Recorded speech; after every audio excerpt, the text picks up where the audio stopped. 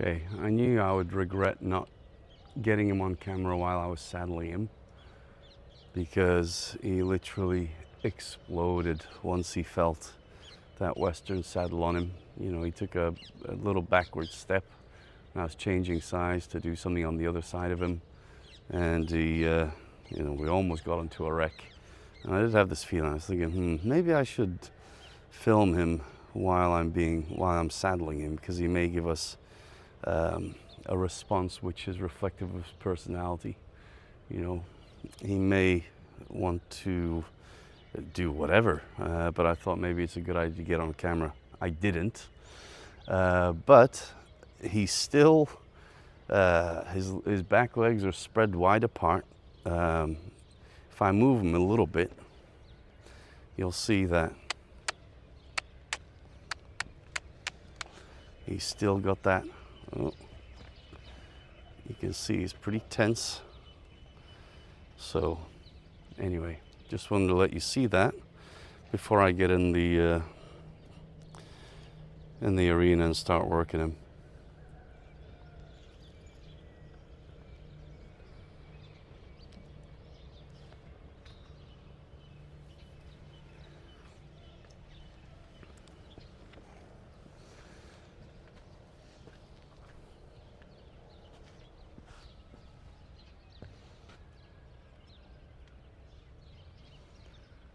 So as you can see, we've got a few things set up today.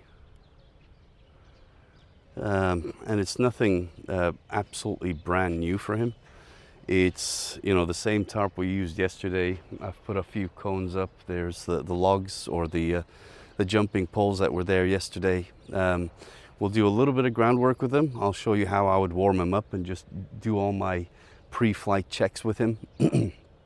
Re-establish that bond, make sure that he's calm and relaxed and respectful and trusting before I ever go put my foot in the stirrup and get up on his back. And then, you know, I want to be able to ultimately, again, you know, the initial plan that I have is be able to convince him that the tarp and the logs are the nicest place to be. So through, you know, a series of exercises, you know, we're going to try to get that message across to him. I don't know, should I explain it now or when I'm on his back? I'll give you a little bit of an idea. I've got a small cone right there, and then I've got the tarp, and then I've got a cone on the other side. After I've done some of the bit of the groundwork, we've got him going over the tarp, so the fear isn't there. When I apply some added stress or added pressure on him, i.e. I'm on his back, I don't know what he's like. He may, you know, with the elevated level of thinking, he may be a little bit less willing to go over the tarp.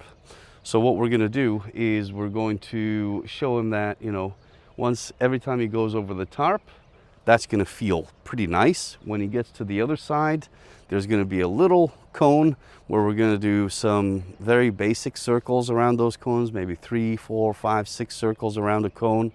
So even if it's at the walk, it's still it's an added level of pressure where he would think, okay, well, I'd rather be going over the tarp than at this cone, because the tarp I'm walking straight, at the cone I'm walking in an arc. So it's easier for him to walk over the tarp, and hopefully by the end of it we'll be able to see that he's pretty relaxed everywhere, including over the tarp. So wish me luck. Here we go.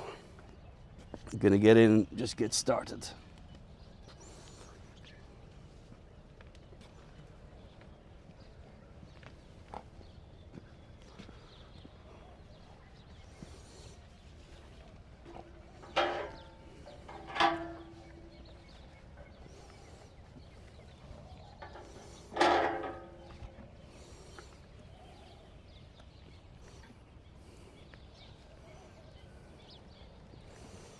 So you see,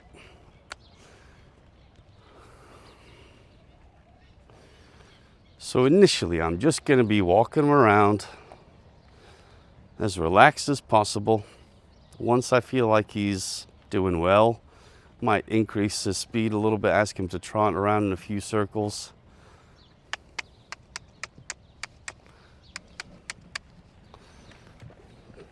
the thing is, if the horse decides to trot, you've got to work with that, right?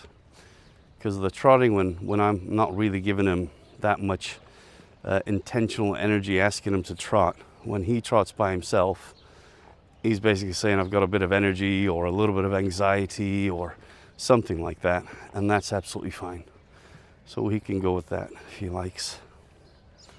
But already, I think that initial shock of the feel of a Western saddle was the main culprit, which is normally the case. Up, there we go. So that stirrup touched him while he was on the bend.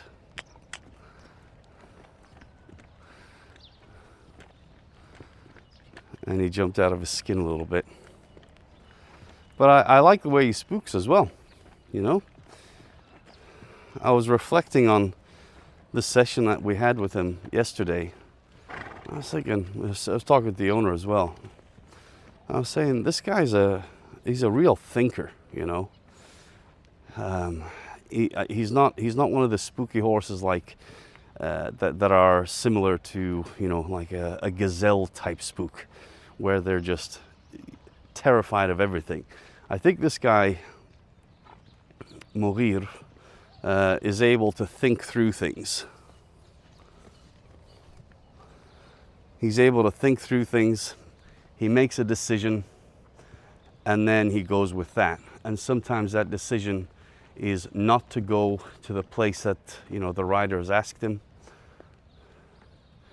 He doesn't have full confidence in them, and therefore he decides to take control of the situation and do something that he feels a little bit safer, which is a really, really nice kind of a horse to have. Very intelligent. You really feel, you can see the potential at the end when we reach to a level where, you know, we're both communicating at the same level, where it becomes a true partnership. You know, like we said yesterday, I'll just ask you, or I'll direct your feet where to go, and you've got to figure out how to get there through all the obstacles and whatever you see in front of you. But you've got to trust me that, you know, when I point your nose in a certain direction and I ask you to go, you know, that's my job. Your job is to get us there. And then we've both actually got responsibilities in the relationship.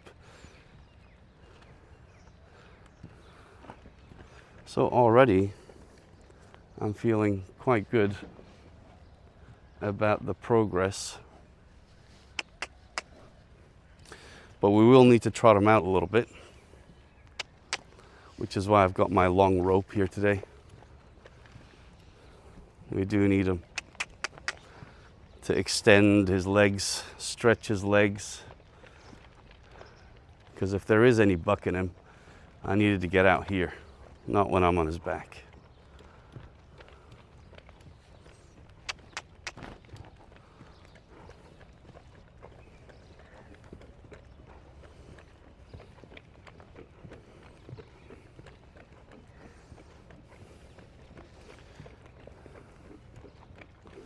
And my apologies, but I'm on my own today. There's nobody helping me with the camera. So if I don't get the full shot of everything, then accept my apology. There we go. Go the other way.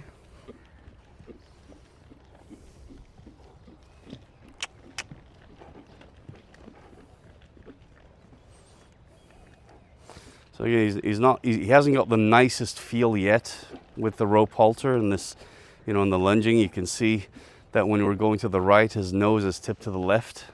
And when we're going to the left, his nose is tipped to the right. And then when he hits the end of that rope, he's still pretty stiff and heavy, which we will obviously continue to work with, but just something to keep in mind.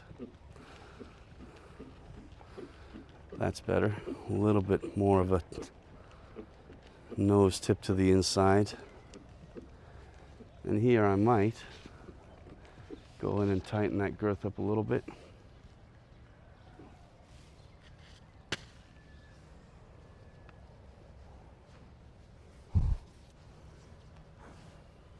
Good boy.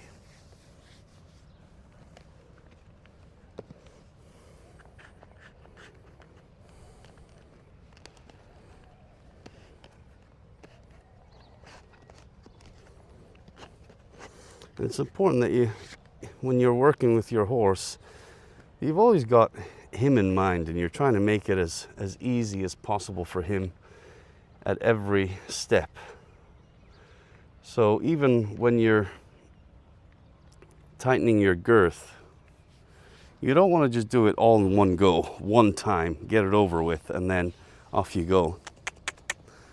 You do want to do it in stages.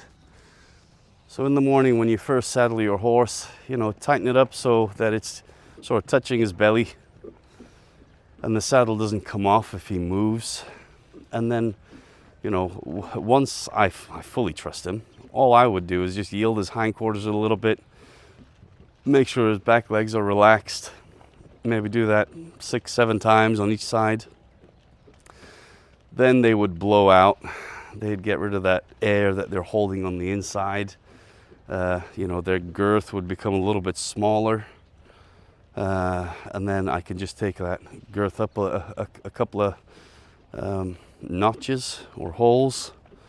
And then I might come out and do a little bit of this with him. And it could be literally 30 seconds, a minute.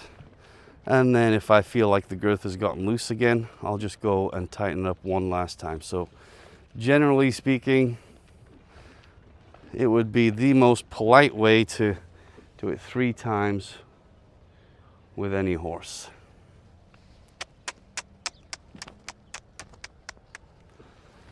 Good. So now I'm going to start, he seems pretty relaxed. I'm going to start to ask him, see what he'll do if I point his nose towards the tarp. Now he doesn't need to jump out of his skin there. There.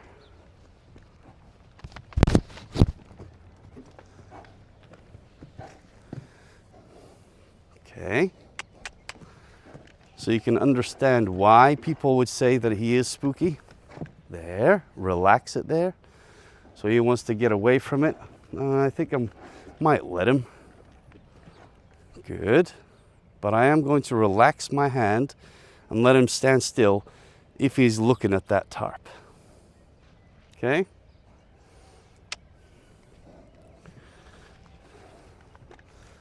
So here's work, work, work. Here's relaxed.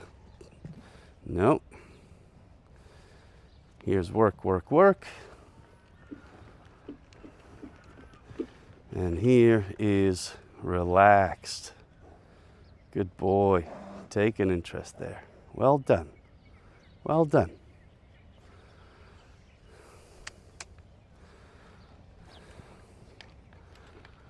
This is work, work, work. See, I don't like the fact that he's swinging his hindquarters away over there. But the more we do this, the better I get at being a little bit more skillful in how we approach this tarp, the straighter is going to get towards it. No, not interested there? That's fine. So this time I might start to bend him, bend him, bend him early. There. There. Oh, oh, almost had it.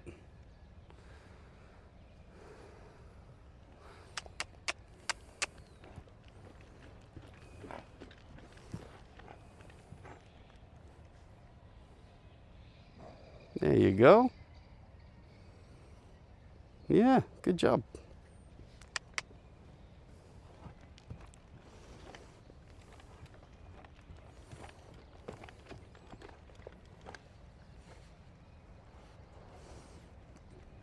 Yep. And that time I did decide to allow him to go forwards and escape it a little bit, because I want him to realize even on the other side, which is where he wants to be, there's still going to be some work, right?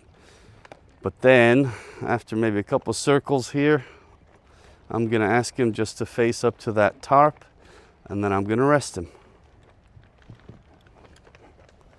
Good.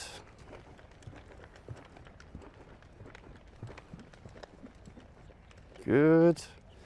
And on this one, I might start to shorten up my rope a little bit, yield a little bit, yield a little bit. There we go.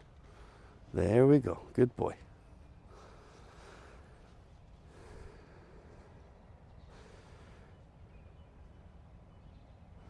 Is he gonna dare look down at the tarp? Are you brave enough, boy? Good boy. Good boy. Now, are we gonna take a step in the right direction? Nope, that's the wrong way. There, that's the right way.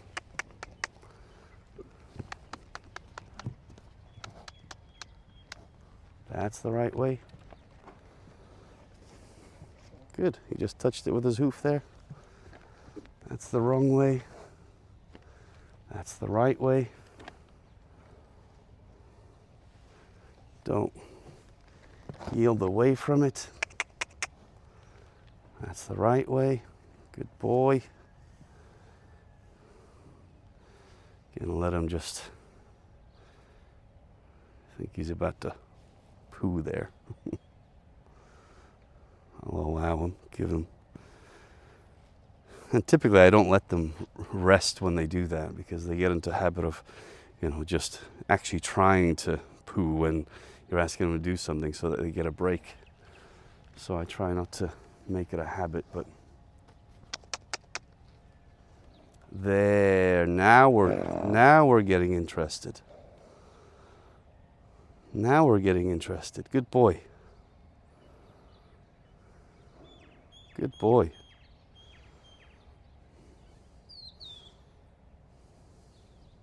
So if I tried to do this immediately with him yesterday, it would have been a disaster. We wouldn't have been able to do this, I'm pretty sure.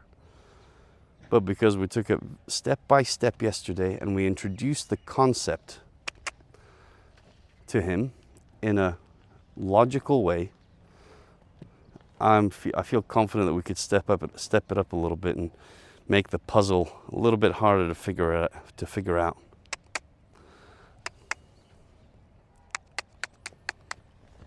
Don't think of jumping over it here. Don't think of jumping over.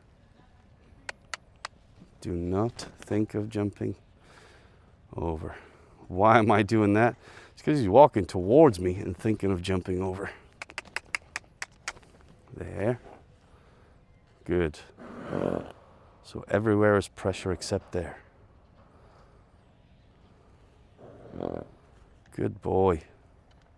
Good boy. Good boy. Again, sometimes I do feel that when they do something, they push their own limits and they're unsure. Sometimes they give you this kind of a look, they kind of go, did I do the right thing? And just confirming that with a little bit of a soft voice or a touch if you're close enough to him, or just reassuring him, saying, yeah, you did the right thing there.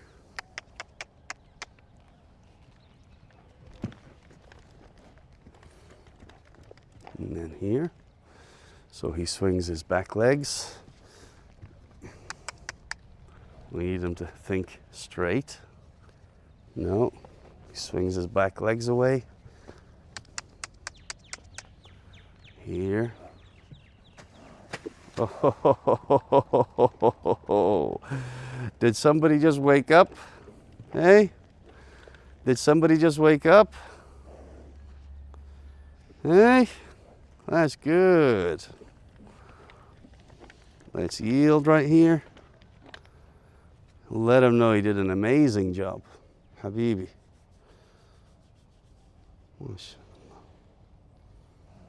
Good boy.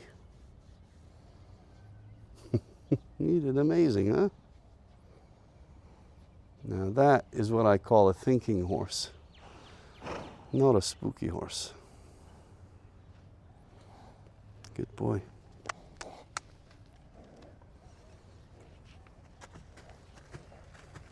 Okay. And you realize I'm really letting this rope out when he's going over that, and consciously doing that, so that I don't, by mistake, I don't pull on him when he's going over the tarp. Good boy. So I'm just going to yield him very gently here. Yield. That's it. Remember, make sure you get that cross over with the back legs. Now this side.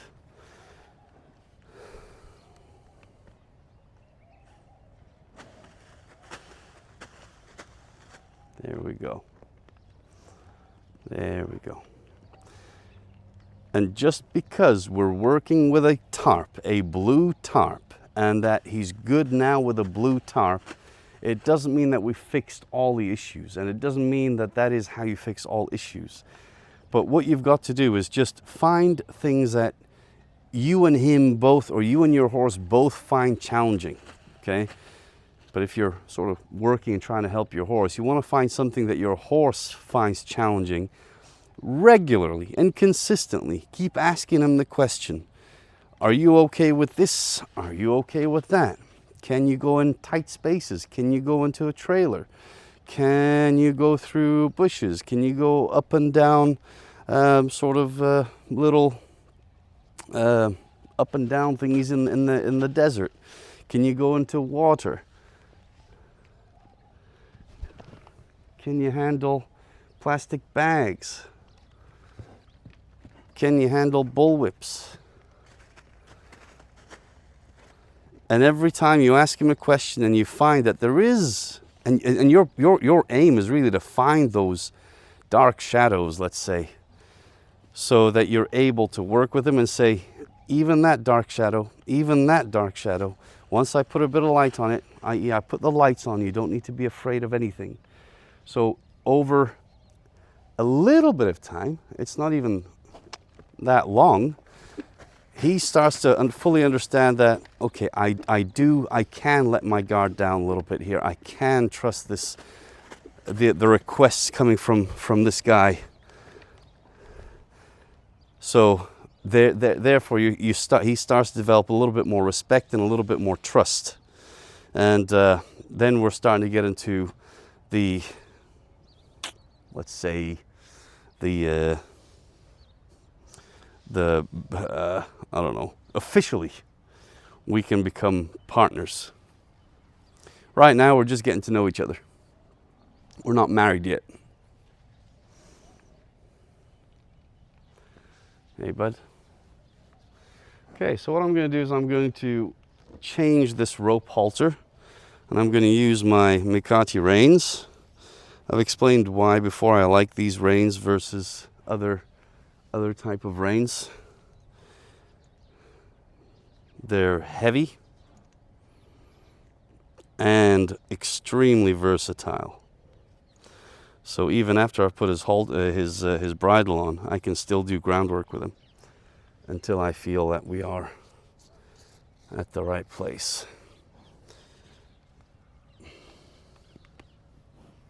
So the lesson we taught him yesterday, to drop his head. It's very stiff today.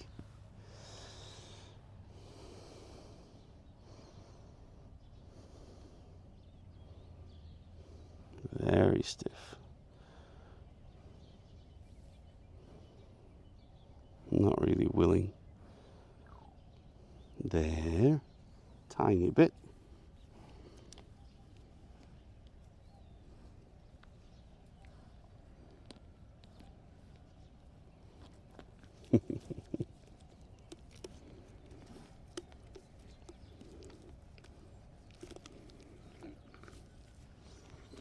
We have to get this set up for you the right way, huh?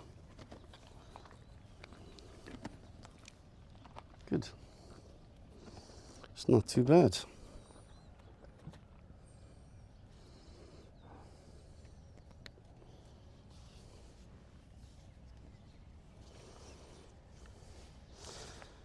So I've still got that lead rope on the end of the Mikati reins that I use to do a bit of desensitizing, a little bit of groundwork, and I can still control them from the ground.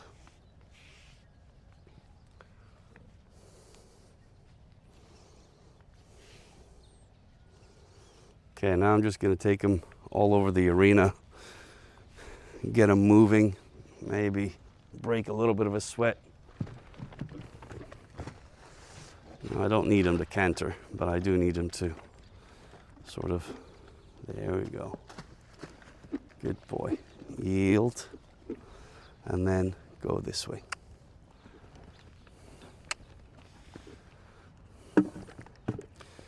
Good. As many obstacles as you've got in your arena, especially when you're training, the better.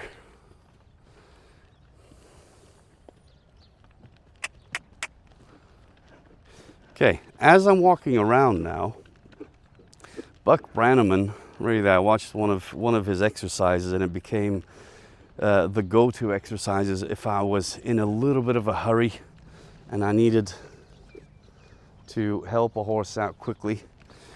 But it's basically go around in a circle anywhere you want, and then it's yield the hind one step, and then yield the what do they call it? The forequarters one step. Okay, so he's going around here. Now I'm going to yield the hind one step, yield the forequarters one step. We're going to yield the hind one step, yield the forequarters one step. How do you know he's yielding the forequarters? He's stepping one leg across the other. So yield the hind here, yield the forequarters.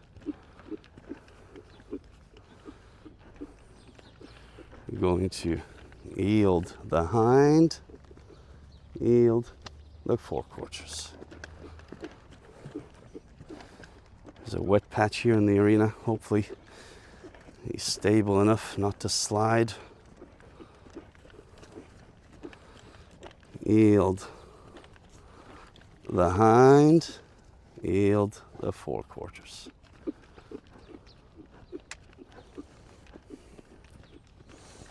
Go over the log, yield the hind, yield the forequarters. Go over the log, yield the hind,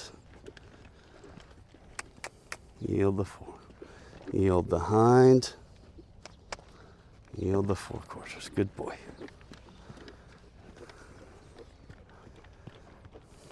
Take him over the tarp. Good boy. Always reminding myself just to let him relax a little bit when he does go over the tarp. Now I can't get him to stop going over it. Okay, yield the hind, yield the forequarters. Yield the hind. And it's very messy right now. He's never done this before, I can pretty much guarantee that. So he's learning how to follow a feel, hopefully, eventually. Okay, yield the hind, yield the forequarters.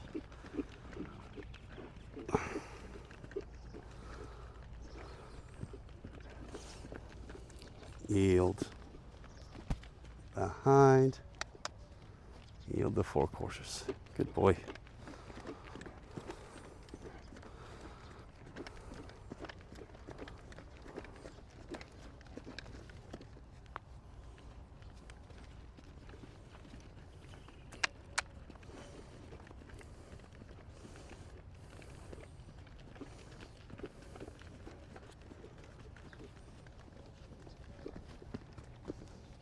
Hind.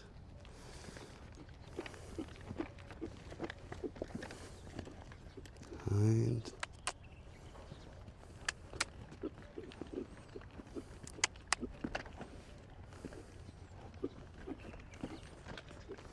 Yeah. Start to desensitize him here as well. Yield the hind. Forequarters. Just touch him as he's going. He's going across from you. So a little bit more spooky on this side. That's fine. I'm not even gonna make this logical for him. Good boy. He's just gonna realize that these things that I do, eventually they're not gonna hurt him at all. You know, I can reach out and touch him with all my tools at any time, at any gait. And again, filling in that hole of him not fully trusting me yet.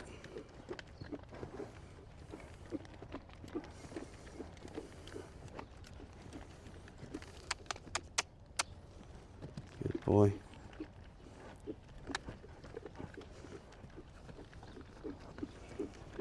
Again, just reaching out and touching him.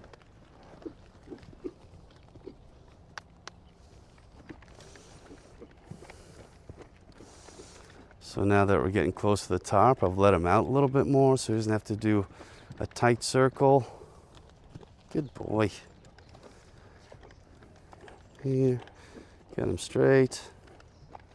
He's still avoiding it, so I'm taking mental notes there. He's definitely avoiding it.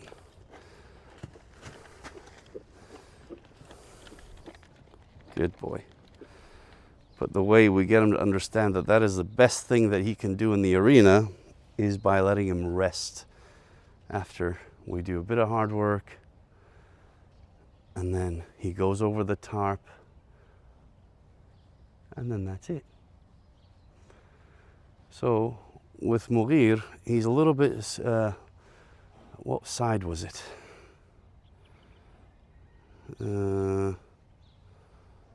Yeah, this side. He was a little less secure on this side. So today, I'm going to be a little bit more direct, you know, ask him a few questions so he doesn't like that at all. Okay, or he's just protecting himself. Either one of those, that's fine. So what are we looking for here? Looking for a bit of a change. So, if he stands still and doesn't do a thing, fine. I'll give him 10 or 15 seconds of him tolerating what I'm doing, and then I'll release. But with him, he tried that almost like a chameleon to camouflage and pretend that, you know, try the technique of if I freeze and I don't move, will he forget that I'm here? And then he quickly realized that the answer was no. So he had to move his feet. Again, self-defense, protecting himself. You need to celebrate that. You need to make, you know, understand that that's a good thing. That's an intelligent, smart horse that you've got. You don't have a dumb animal that's just standing there taking whatever you throw at them. You need to earn their trust. Good. So last time he kicked out, I touched his back leg here. Here, I feel his demeanor has already changed a little bit. Good boy. And always have the right intention when you're doing this, because the horses, they're intelligent beings, and Mugheer here is one of the most intelligent, mashallah. And he's going to be able to figure out what kind of pressure from me means go and what kind of pressure means nothing. And right now he's figuring out this kind of pressure means nothing. Good boy.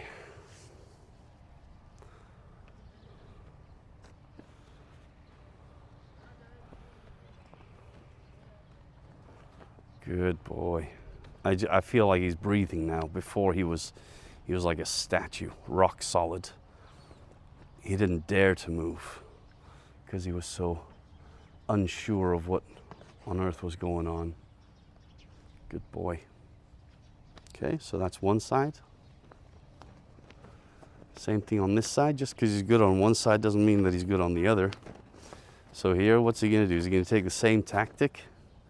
Okay.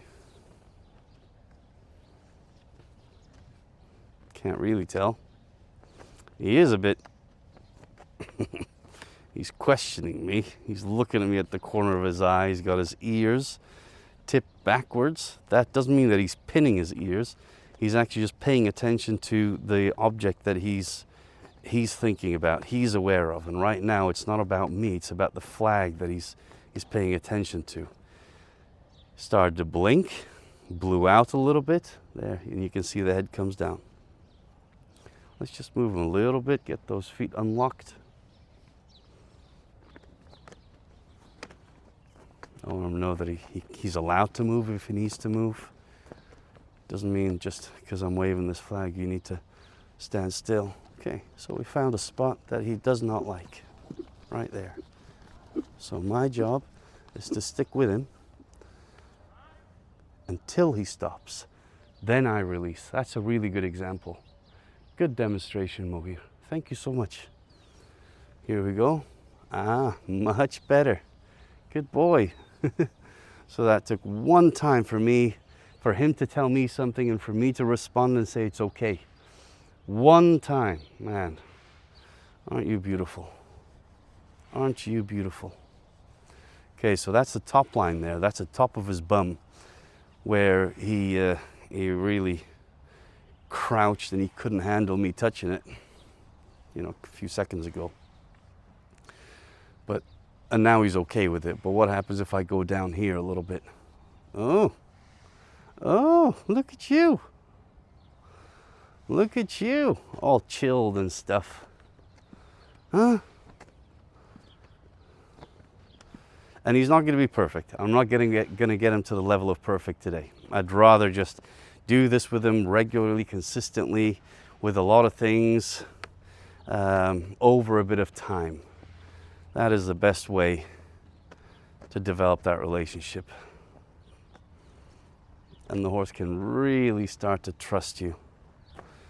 So in front of him, I'm moving. Okay, get back to this side. Here he wanted to kick.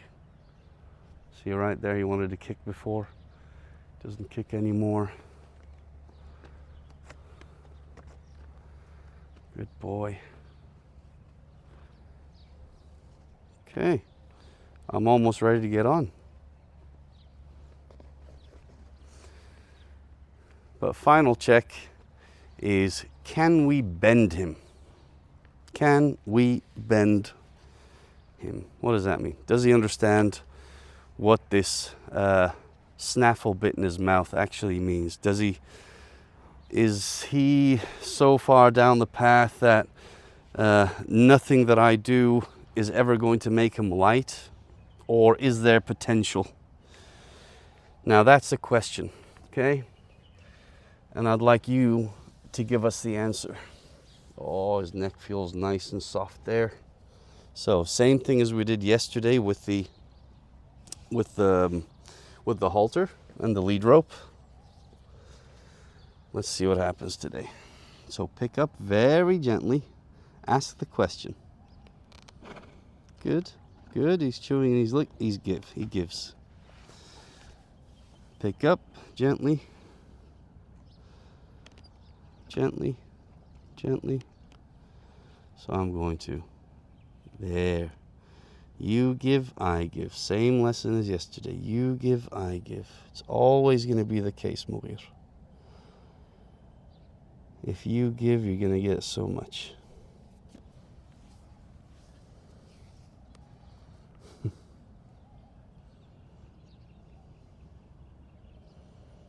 And it's important to be a generous human being.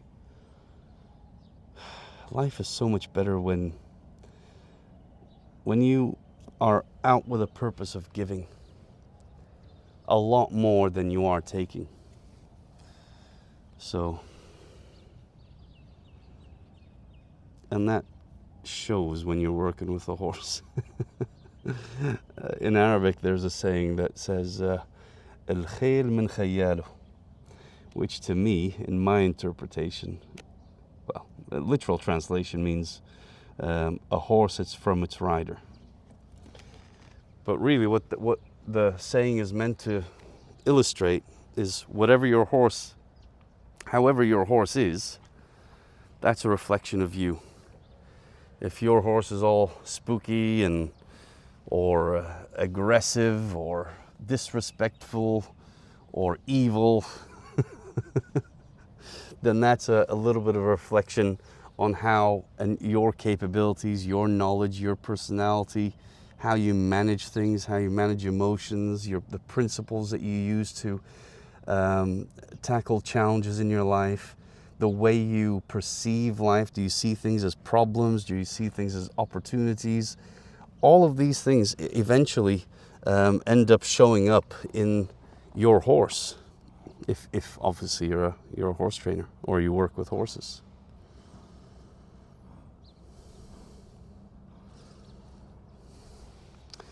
And I was able to put into words what I've been feeling inside for a very long time. I've been very clumsy in explaining what I feel when it comes to horses, my belief with horses. And then the other day it just came out. and at least for me, it makes sense.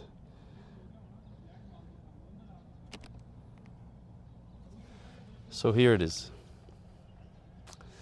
Horses, let's get into all this horse wisdom. Horses are like puzzles. You could easily, just see the puzzle on the table and just walk right on by, never pick it up, never read the rules, never understand what it's all about, and your life will be fine. It will be fine. On the other hand, if you decide to pick up that puzzle, you open the box, you sit down, you read the instructions, you understand what you're meant to achieve at the end of it, and then you have to go about figuring out figuring out the path through that puzzle. And the best puzzles are the ones that really help you grow. So when I'm trying to figure out a puzzle, I've got to think, I've got to go through emotions, I've got to go through trial and error, I've got to fail a few times, and then I know that I've achieved the objective when everything flows smoothly. And that's the puzzle. The puzzle already has that inside of it. It's not something that I did that made the puzzle be able to do that. It's the puzzle already is there. It knows. He knows how to canter, how to trot, how to walk, how to bend, how to collect. He knows all of that. But he's a puzzle. And I'm the one that has to go through a journey of figuring out how to ask him for that. And the fantastic thing is, once you've achieved that, say your goal is to canter a horse, or to bend a horse, or to yield a horse, or to desensitize a horse, and you achieve that and it feels nice, and that lets you know that you've achieved the objective, that's when you have to reflect. Okay, what the hell went on with me? What kind of a journey did I go on? What did I learn throughout that journey? What will I never do again? What will I always do? What can I do a little bit differently? It's a journey. So the horse right here is a humble and an incredibly wise being. He's a puzzle, and he's an opportunity for us to all to develop. In the Arab world, we do have, or in the Islamic world as well, we have a quote that says, علموا أولادكم السباحة والرماية وركوب الخيل. That means teach your children, boys or girls, swimming, teach them archery, or these days is probably how to shoot a gun, and teach them how to ride horses. Now, as a kid, I always thought, okay, I understood swimming. Swimming is good so you don't drown, right? But then archery or guns and horses, I always related that to war, And that's a macho thing, to be able to, shoot a bow and arrow or ride a horse into war. But that was not the case at all. The Arabs have so much wisdom. All societies and civilizations, all religions, they all came out of there, You've got Jesus, who was Palestinian.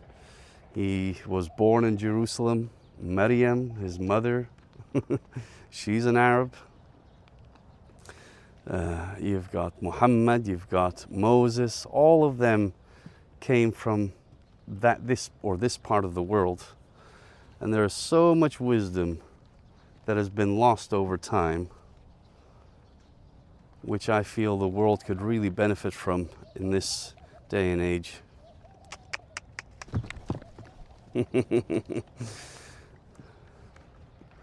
Something caught him there. Good boy. Anyway, enough about wisdom.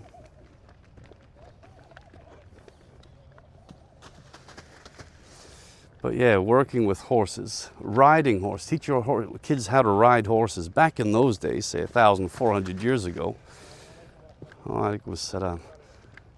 back in those days, it really was, when you worked with a horse, it means that you knew how to be with horses 24/7. And especially with the Arabians, you had to be educated and emotionally sensitive and have a little bit of purity on the inside for them to really become loyal to you and to do anything that it is that you've asked of them. And it does develop a certain character when you do it the right way. Anyway, time for riding.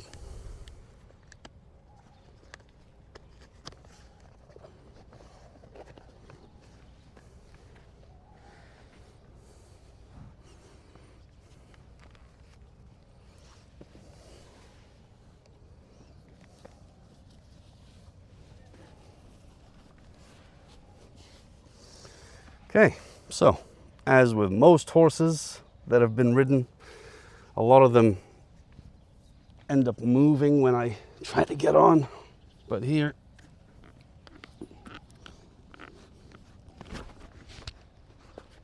very nice. What a good boy. So I'm not going to ruin that, the fact that he stands still when I get on. I'm going to reinforce that and tell him that you're right. When I get on, the only thing that we should be in a hurry of doing is just standing still. Okay? Good boy. I'll make you feel good here.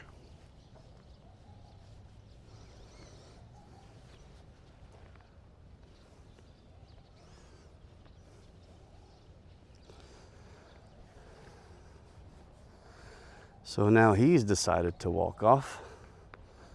I'm going to start the bending. So I do not want him to be going in a straight line initially. I need him to be able to go soft to my hand, give me a little bit of bend in his neck, and then be able to yield those hindquarters. So I'm just holding here with my inside rein or my left rein. Just holding, waiting for him to give.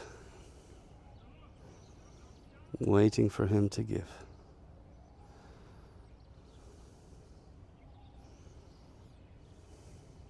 There we go. So he walks off. I'm going to pick up gently. I'm going to bend, making absolutely sure that my legs are not touching him, right?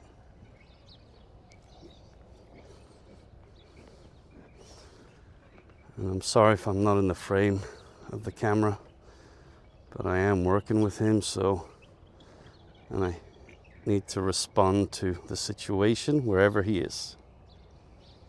There we go. Good boy. So now, whoop, he walks off. I didn't even ask him, so I'm going to bend him. Now he's getting soft on my hands with that neck.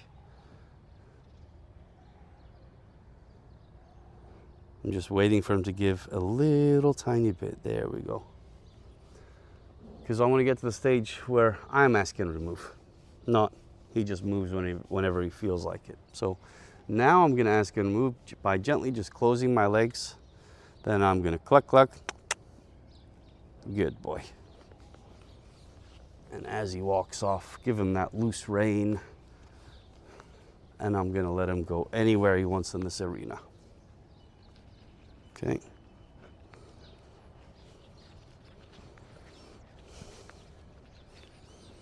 Anywhere he wants.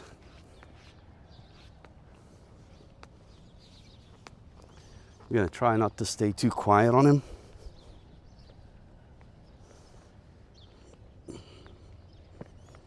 Good boy.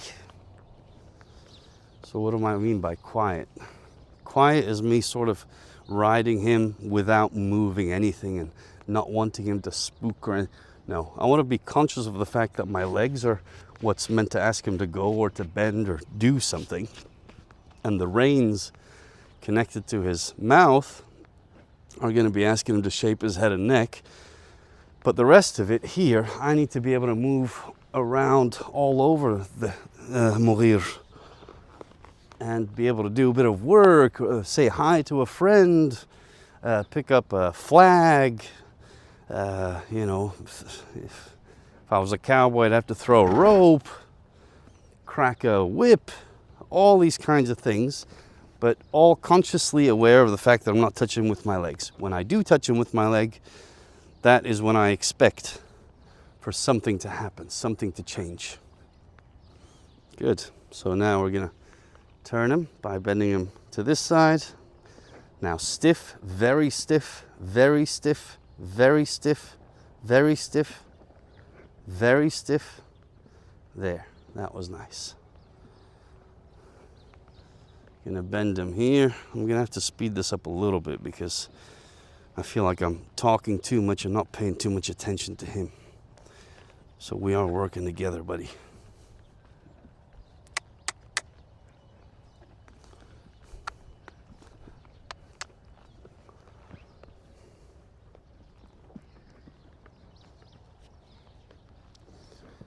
But he does feel very heavy on my hands. He's bracing against it. When I ask gently, there's nothing. It's not even registering as a question. There we go. That was nice. That was nice.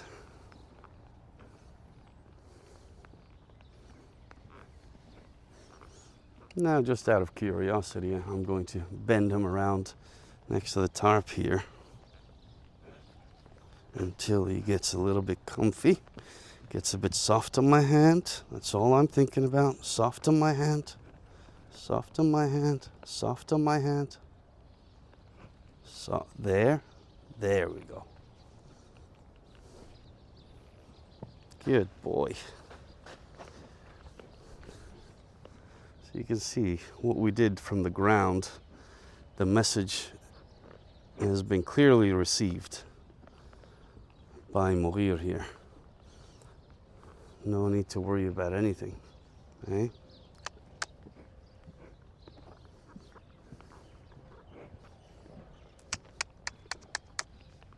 Good boy. Okay, I'm gonna ask him to trot.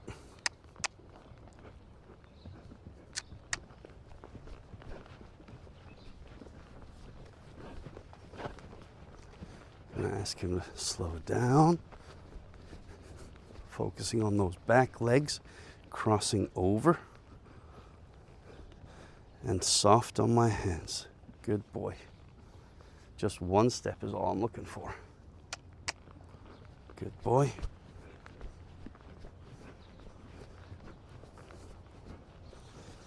So, cross over his back legs and bend his nose a little bit. Just a little bit, get soft, get soft. There. Good boy.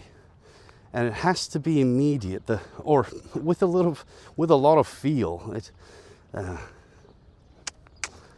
You've got to know when to release, when to let the horse know that he's done the right thing. So again, I'm not leading him anywhere yet.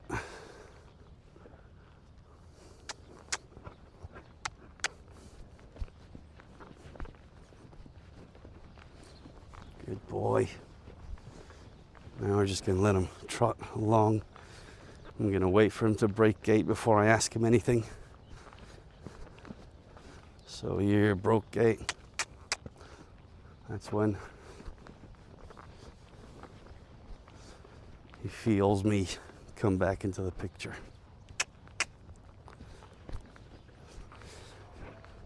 So in my mind right now, I'm saying, okay, I feel comfortable with him. He's not going to do anything silly with me. I'm going to give him from my side. I'm going to trust him a bit more. But now what I need from him is to cruise, which means when I ask you for something, like if I ask you to walk, then please just walk. If I ask you to trot, then please only trot until I ask you to do something differently. And if I ask you to canter, then please canter. Not too fast. Slow, I don't mind, but just canter. And don't break gait until I ask you.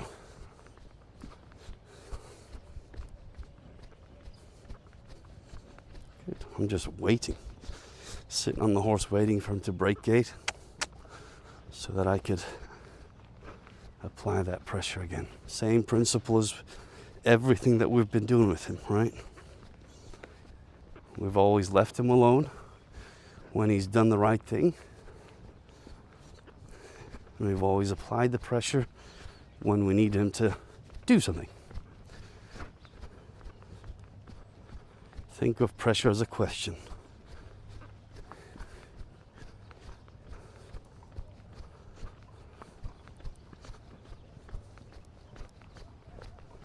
Good boy.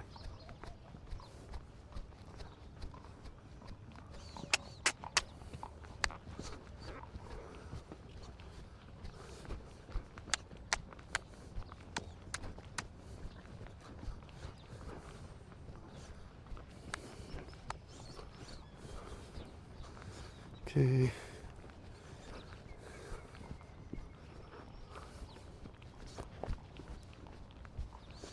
And here we go. We're asking the question. He's going to choose to go over it or not.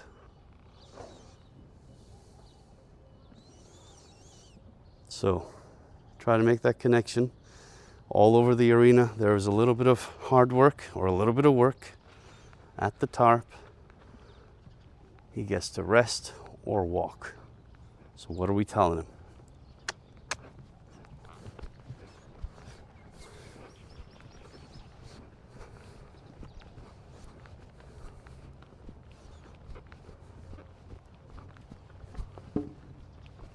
So he's avoiding, he's going to go this way, he's going to go that way, and then he gets to walk.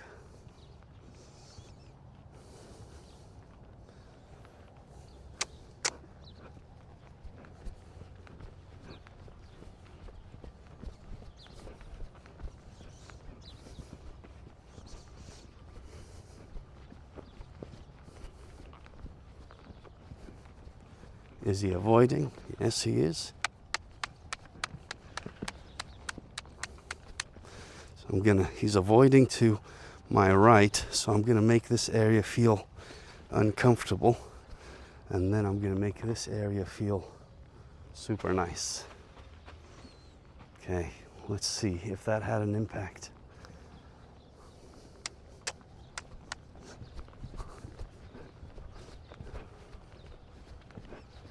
Let's see if it had an impact. Now, really, I can't cheat, because if I cheat, then, you see how he's going off?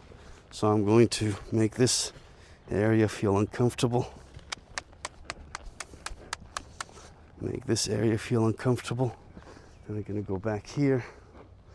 I'm going to make this area here feel comfortable. Because he does drift. As I get over those poles and he sees that tarp, he sees that we're going in that direction, he does drift to the right.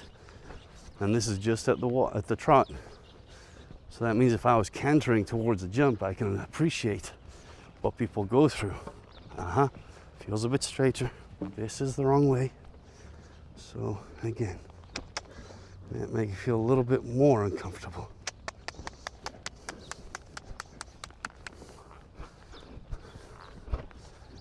Try to figure it out now.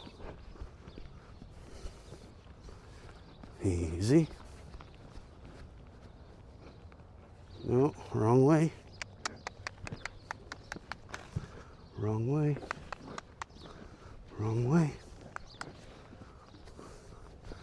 Now you might be thinking, well, what doesn't that, working them hard next to the tarp, doesn't that undo all the good work that we've done before? No, it's refining the good work that we've done before. No, not good enough.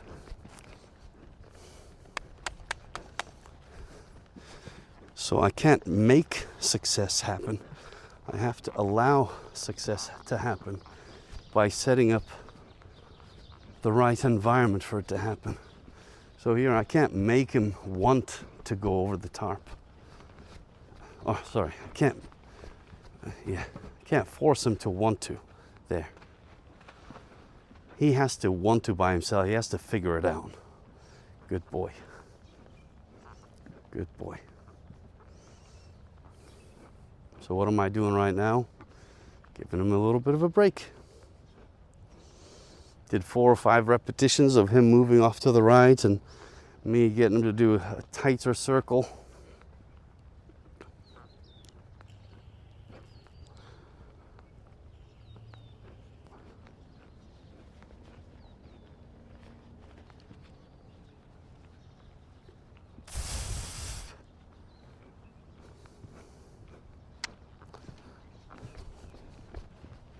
Good, moving all over him here.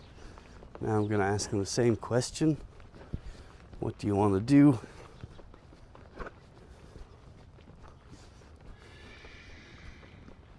Okay, trying to guide him just a tiny bit. Good. So over here, we're going to make it very nice. Good. Very nice, boy. Good job, kiddo.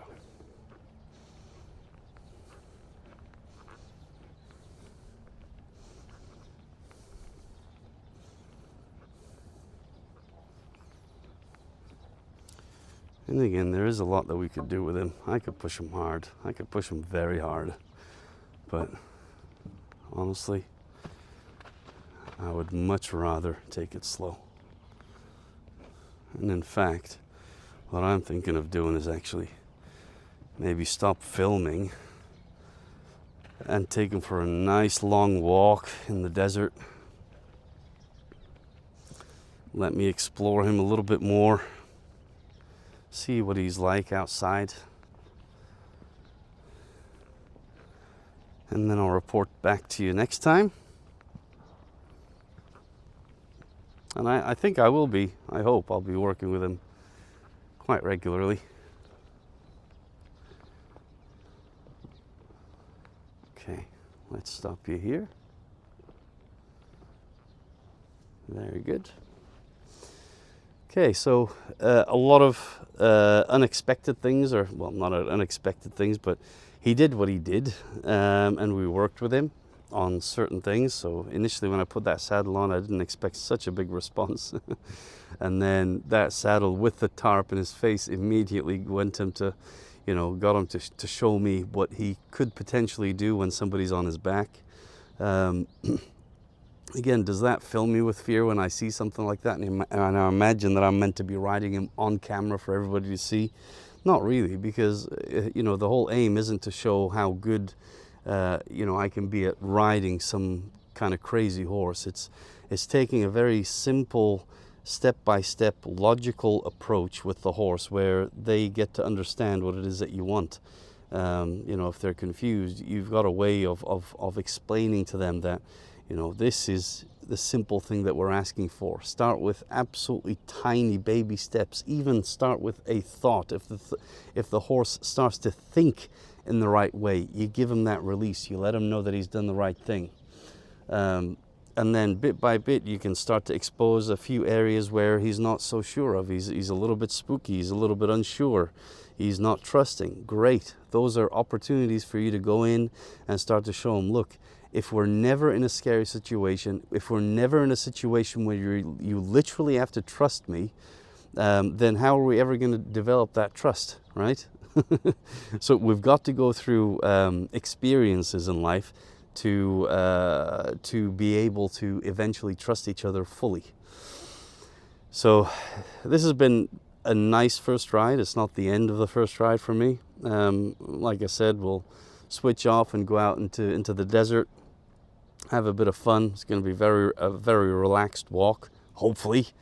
And then come back, shower him, rest him for half an hour, and then put him back in a stable.